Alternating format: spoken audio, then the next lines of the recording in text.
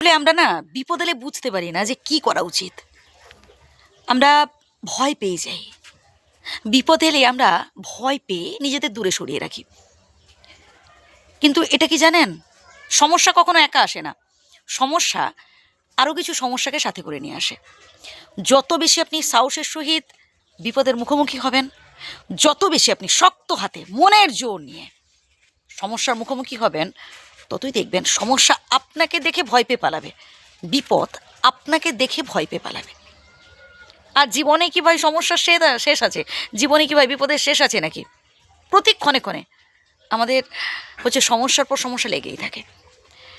তাই প্রত্যেকের কাছে আমার একটাই রিকোয়েস্ট ভাই, কখনো হতাশ হবেন না।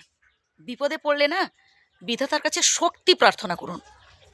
যিনি আল্লাহ, তিনিই ভগবান, তিনিই গড। বিধাতা একজন, তার বহু নাম। শক্তি আদায় করুন তার থেকে ভক্তির দ্বারা, বুঝলেন? আর আপনার মধ্যে যখন সেই শক্তিটা চলে আসবে, আপনি যে কোনো কঠিন কাজকে সম্ভব করে দেখাতে পারবেন। যে কোনো বাধা বিপত্তি থেকে আপনি ঠিক দেখবেন নিজেকে উদ্ধার করে নিতে পারবেন। এর জন্য দরকার সাহস। সাহস থাকা চাই।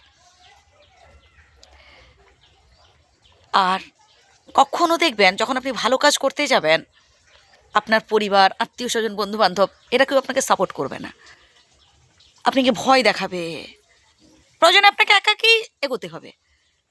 আমার অর্থ বল নেই, আমার জনবল নেই, আমার পাশে কেউ নেই, আমি পারবো না। এই সমস্ত নেগেটিভ চিন্তা, এগুলোকে জাস্ট মাথা থেকে আউট করতে হবে।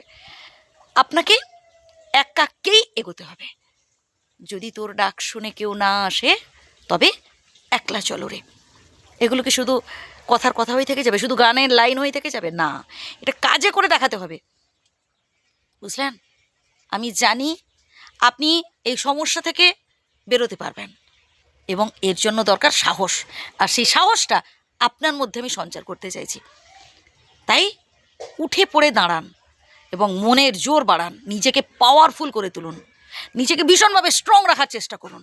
আর মনে মনে বলতে থাকুন, হ্যাঁ আমি পারবো। পজিটিভ চিন্তা করুন, ভালো ভালো চিন্তা করুন, আপনার জয় হবেই। কেউ একবার চেষ্টা করে সফল হচ্ছে, আবার কেউ কেউ দেখবেন 10 বার 20 বার চেষ্টা করার পর সফল হচ্ছে। আপনিও চেষ্টা করুন, বারবার চেষ্টা করুন।